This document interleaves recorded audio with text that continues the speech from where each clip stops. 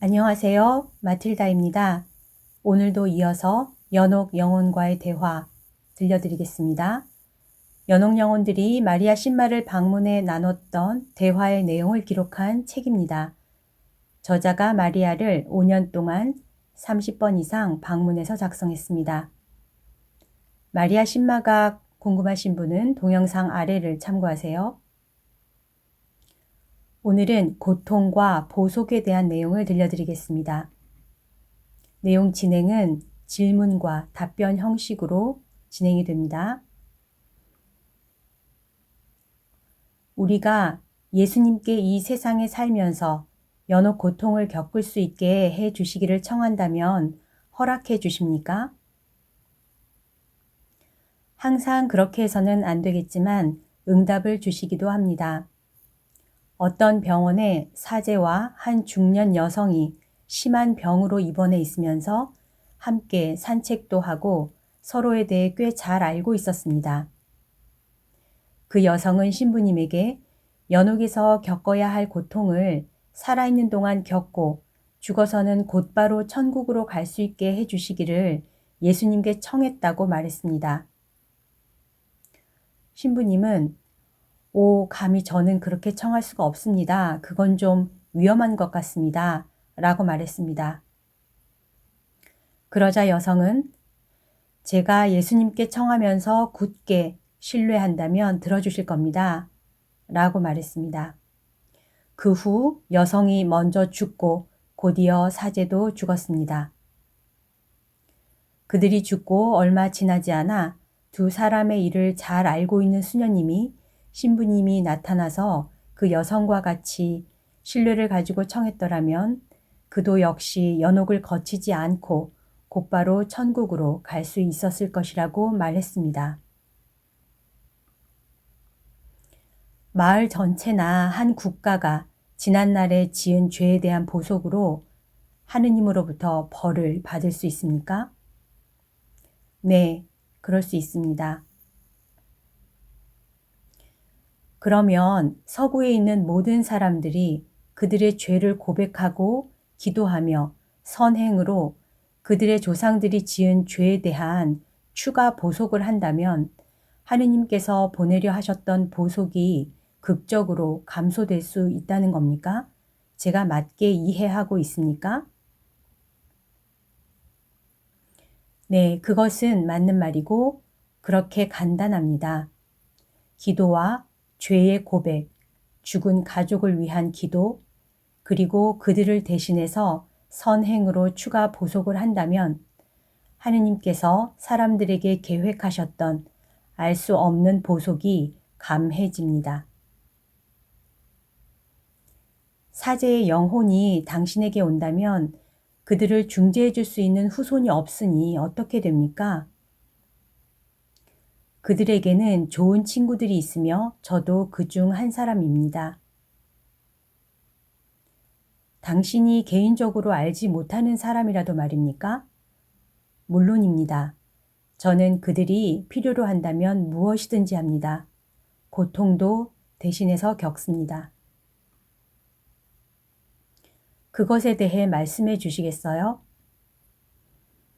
예수님께서는 우리가 견딜 수 있는 것 이상으로 주시지 않습니다. 고린토 1서 10장 13절에 보면 하느님께서는 여러분에게 힘에 겨운 시련을 겪게 하지 않으십니다.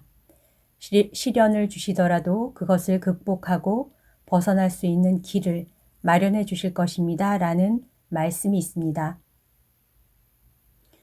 오래전에 어떤 사제가 저에게 나타나 제가 3시간의 고통을 받아준다면 자신의 연옥 고통이 20년 줄어들 것이라고 말했습니다. 저는 그것을 승낙하였습니다.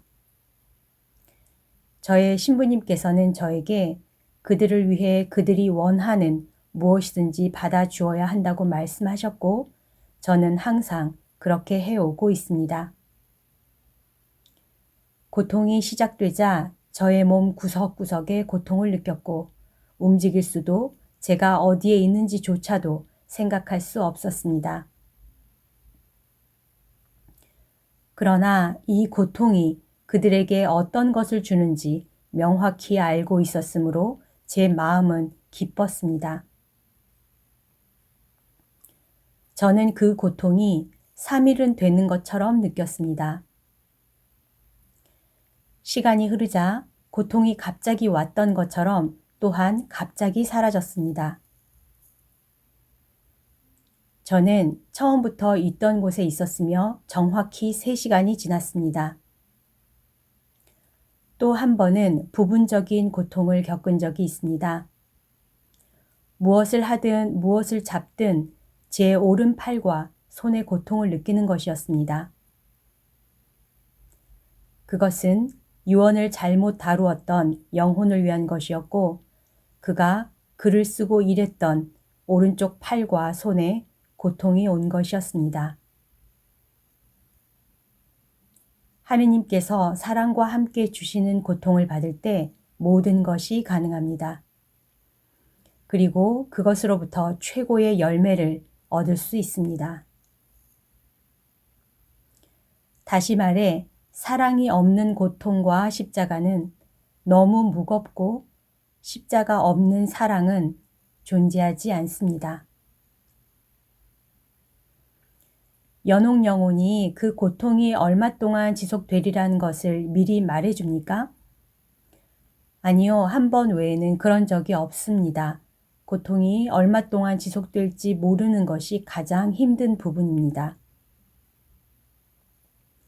당신은 그런 고통을 자주 받아들입니까? 아니면 다른 때보다 더 받을 때가 있습니까? 예를 들어 사순 시기에는 저에게 온 모든 고통을 받으며 연옥 영혼을 위해 고통을 받는 동안 그들의 현존이 매우 강하게 느껴집니다. 다른 때에는 그들이 요청할 때 받습니다. 당신은 요즘도 초기 때만큼 고통을 받아들입니까? 아니요. 요즘은 제가 강의를 하기 위해 여행을 많이 다니기 때문에 초기보다는 적게 받습니다. 강의 역시 연옥 영혼을 많이 도와주는 것입니다. 당신은 젊은 시절에 지금과 같이 유럽 한 복판의 도시를 다니면서 큰 강당에 있는 많은 사람들 앞에서 강의하리라고 생각하셨습니까? 생각해 본 적이 없습니다. 그랬더라면 크게 웃거나 생각만 해도 겁이 났을 겁니다. 하지만 하느님께서 저에게 힘과 용기를 주셨고 또 그 강의를 통해 많은 열매를 봅니다. 그것에 대해 하느님께 매우 감사드립니다. 예수님께서 겟세마니 동산에서 겪으셨던 커다란 두려움을 당신도 겪은 적이 있습니까? 아니요, 그런 일은 없었습니다. 아까 말씀하신 3시간이 20년에 대한 것이라면 항상 고통의 시간은 같은 비율입니까? 경우에 따라 완전히 다릅니다. 그것은 연옥은 무한히 많은 단계가 있기 때문입니다. 연옥 영혼은 저에게 가벼운 단계에 있는 영혼이 겪는 10년은 깊은 단계에 있는 영혼의 것보다 훨씬 쉽다고 말했습니다. 그리고 연옥 영혼의 단계가 점차적으로 높아져서 천국에 이르는 것이 아니고 때가 되면 가장 깊은 연옥에서 곧바로 천국으로 갑니다. 당신이 말씀하신 자발적으로 받아들인 고통이 연옥 고통과 비슷한 것입니까? 그런 것 같습니다. 그 고통이 사라지면 저의 몸에는 아무런 상처나 흔적이 남지 않습니다. 그것은 완전히 영혼의 고통을 의미하므로 연옥 고통과 비슷한 것이라고 생각하는 이유입니다. 누군가 많은 고통을 겪는 것을 본다면 우리가 그것을 하느님께 봉헌하며 중재할 수 있습니까? 네. 그러나 고통받는 사람 자신이 하는 것과 같지는 않습니다. 고통을 받는 사람이 처음에는 잘 하다가 인내심을 잃고 후에 다시 고통을 봉헌하였을 때 그것도 가치가 있습니까? 그것도 가치가 있습니다만 처음 고통이 끝날 때까지 계속했던 것과는 다릅니다. 어떤 사람이 고통을 겪으며 하느님께 봉헌하지 않는다면 고통의 가치를 잃는 것인가요? 영혼이 좀 더 빨리 천국으로 가는 점에서 본다면 그렇습니다. 그러나 그 고통은 과거의 일과 관련하여 보속을 하기 위해 일어나는 것이므로 우리가 원하든 아니든 하느님께서 허락하신 것입니다. 하느님은 우리에게 가장 필요하고 좋은 것을 완벽하게 하시며 우리를 한없이 사랑하십니다. 고통에 대해 더 해주실 말씀이 있는지요? 우리 삶 자체와 살아가면서 선행을 할 수 있는 시간 다음으로 하느님께서 주신 가장 큰 선물은 고통입니다. 우리가 살아있는 동안은 고통을 겪으면서도 선행을 할 수 있는 은총을 여전히 갖고 있습니다. 그러나 일단 연옥에 가면 모든 것이 끝납니다. 고통은 항상 무언가를 치유하고 유익한 것이며 하느님께 영광을 드리는 것임을 알고 하느님께 감사와 신뢰를 드려야 합니다. 제가 강조하고 싶은 것은 고통은 커다란 은총이며 우리가 서로에게 그리고 서로의 마음에서 찾는 고통입니다. 고통을 통해 이웃이 더욱 소중하게 되지만 고통이 없으면 우리는 오직 자신만을 생각합니다. 서구는 그런 문제가 심각한 지경에 이르렀고 그들은 고통을 통해 서로를 다시 찾아야 합니다. 지금도 오직 더 큰 차나 더 큰 짐만을 생각하며 사는 사람들에게 고통은 가장 좋은 최상의 것을 가져다 줄 것입니다. 고통은 정화 과정입니다. 우리가 처음에는 재난이라고 생각하는 것들이 하느님으로부터 오는 커다란 은총과 선물이 됩니다. 고통이 사탄으로부터 올 때 그것이 하느님으로부터 올 때와 다릅니까? 사탄에게서 고통을 받는 것도 하느님께서 허락하신 것이므로 모든 고통은 하느님으로부터 옵니다. 그러나 우리가 고통이 사탄으로부터 오는 것임을 인식하였다면 우리는 그 사람을 구마 능력이 있는 사람에게 데려가야 합니다. 만일 그것이 하느님으로부터 직접 주신 것이라면 구마 능력으로는 아무것도 할 수가 없습니다. 어떤 사람은 하느님께서 나를 너무 많이 사랑하지 않으셨으면 좋겠다 라고 말합니다. 저는 이 말을 신학생 아들과 어머니와의 대화에서 들은 적이 있습니다. 하느님께서 원하시는 모든 것을 하시도록 말씀드려라. 어머니가 이렇게 말씀하시니까 안 돼요. 그분은 저에게 너무 많은 것을 요구하실 거예요. 라고 아들이 이야기한 적이 있습니다. 하느님께서는 결코 우리가 할 수 있는 것 이상을 원하지 않으시므로 이 말은 맞는 말이 아닙니다. 지상에는 여러 타입의 사람들이 있으므로 우리의 정신에서 나온 그 무엇도 무시돼서는 안 됩니다만 어떤 사람은 하느님께 고통을 더 받을 수 있도록 청하는 경우도 있습니다. 그런 성향에 대한 기도를 제안하십니까?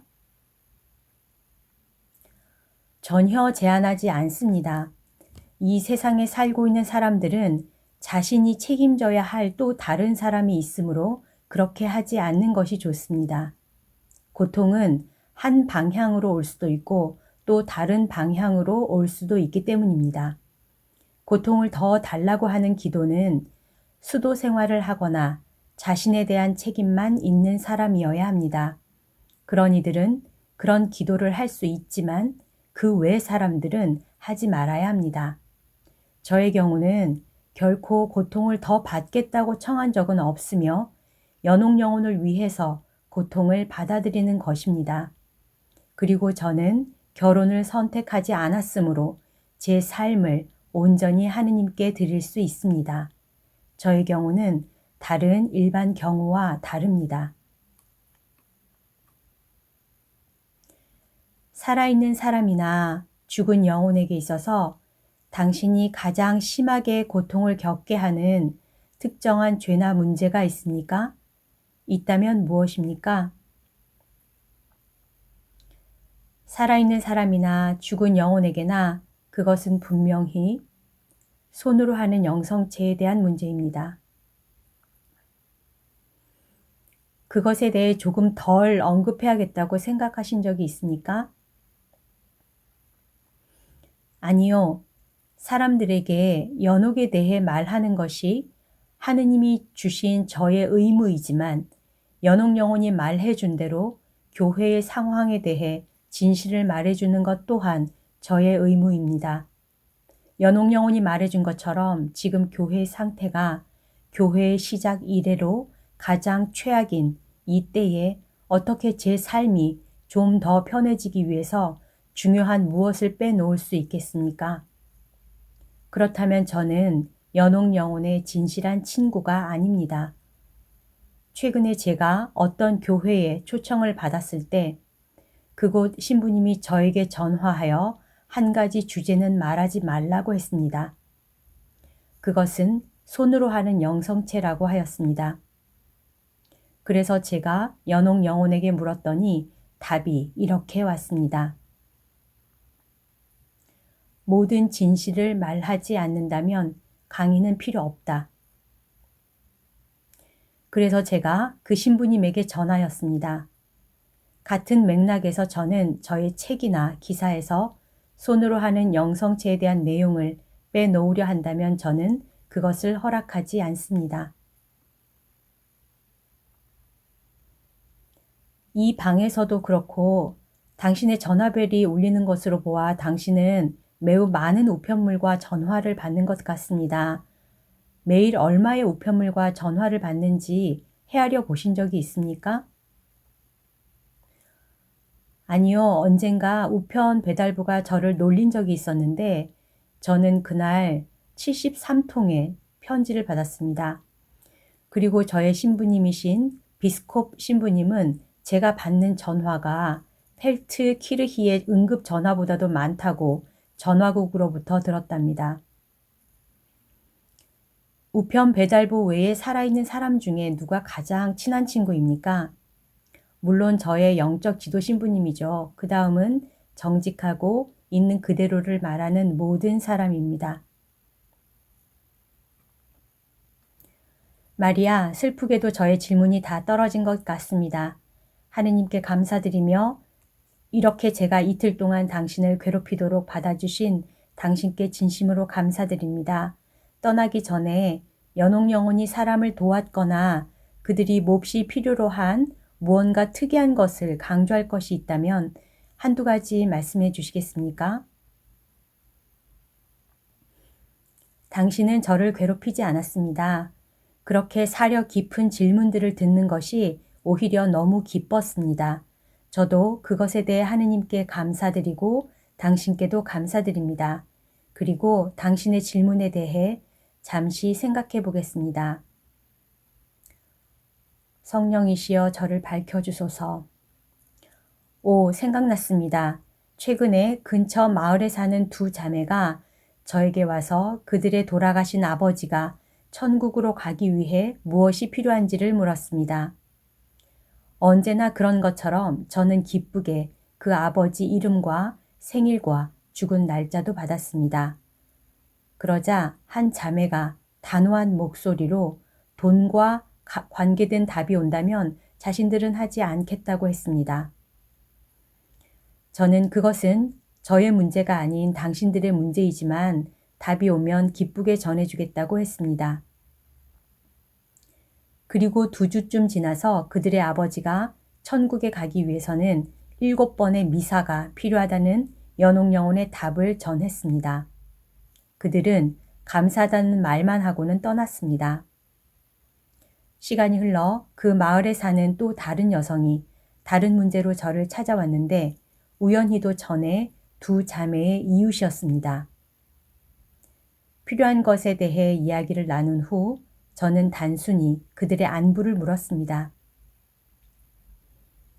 오, 그들은 지금 매우 잘하고 있어요. 당신이 그 자매에게 보낸 왜 당신의 착한 아버지를 그렇게 오래 고통을 겪게 두느냐 라는 편지를 받았을 때 제가 그들과 함께 있었어요. 그 자매는 그것을 읽고 매우 놀랐죠. 도대체 어떻게 당신은 그 자매가 아직 아버지를 위해 미사 드리지 않은 것을 아셨어요? 그래서 그 자매는 곧바로 성당으로 달려갔죠. 이 말에 저는 아무 말도 하지 않았습니다. 아시겠어요? 저는 그 편지를 쓰지 않았습니다. 오, 하느님, 굉장하군요. 네, 연옥영혼은 대단하죠. 저는 사람들에게 연옥영혼들을 위해 기도하라고 간청합니다. 약속컨대 연옥영혼은 항상 놀라운 방법으로 그들 친구들을 위해 달려가 도와준다는 것을 금방 알게 될 겁니다. 당신에게 기회가 주어진다면 전 세계 사람들에게 결론적으로 하고 싶은 말씀이 있으십니까? 오직 하나, 연옥영혼은 현재 교회의 상태가 역사상 가장 나쁘다고 말합니다. 그러나 또한 그것은 훨씬 더 좋아지게 될 것이고 평화의 시기를 기대할 수 있다고 말했습니다. 그러나 그러기에 앞서 커다란 폭풍이 올 것이지만 성모님께서는 우리에게 그것에 대해 걱정하거나 생각하거나 수다를 늘어놓기를 원하시지 않습니다. 하느님께서는 항상 그분의 자녀들을 돌보십니다. 그 거대한 폭풍은 우리가 본 적이 없는 무언가가 올 것이라는 라살렛의 예언이나 파티마의 예언, 가라반달의 경고, 메주고리에의 아이들이 가지고 있는 비밀에 포함된 것입니다. 마지막으로 저는 예수님의 어머니신 성모님께서 이것에 대해 하신 말씀을 전해드리고 싶습니다. 세상의 평화를 위해 오직 기도하고 단식한다면 하느님께서는 무한한 사랑을 주실 것이며 모든 곳에 있는 우리 형제 자매들에게 용서가 있을 것이라는 말씀입니다. 당신은 매우 많은 사람들로부터 기도를 요청받으시는 것 같습니다. 그들 하나하나를 위해 묵주기도나 미사를 드릴 수는 없겠죠. 그러면 그들을 위해 기도해주는 특별한 방법이 있습니까? 네, 있습니다. 연옥영혼이 저에게 다음과 같이 기도하라고 제안했습니다. 그것은 영광송입니다. 영광과 사랑과 찬미와 감사와 흠숭이 성부와 성자와 성령께 처음과 같이 이제와 항상 영원히 아멘. 그리고 다시 한번 말이야, 당신의 이 특별한 체험을 오랜 세월 동안 경험하며 당신 자신이 배운 것이 정확하게 무엇입니까? 온 힘을 다하여 하느님을 사랑하는 것입니다. 여기까지가 고통과 보속에 대한 연옥영혼과의 대화 내용입니다. 저자의 마지막 질문이 끝나서 이제 연옥영혼과의 대화 내용도 이것으로 마칩니다. 그동안 정말 많은 부분에 있어서 저도 많이 배웠고 이 내용이 너무 중요하고 또 교회에서도 교회에 인가를 받았는지는 모르겠어요. 이 책은 한국에서 지금 번역 출판되어 있지는 않고 외국에서 이 책을 발견하고 너무 좋다고 생각하신 어떤 분이 너무 감사하게도 번역을 해주신 책인 걸로 알고 있습니다. 여러분들에게 많은 도움이 되었기를 바라고요. 다음에 또 좋은 내용으로 전해드리겠습니다. 오늘 하루도 하느님의 뜻 안에서 서로 사랑하는 하루 보내시고요. 사랑합니다. 축복합니다.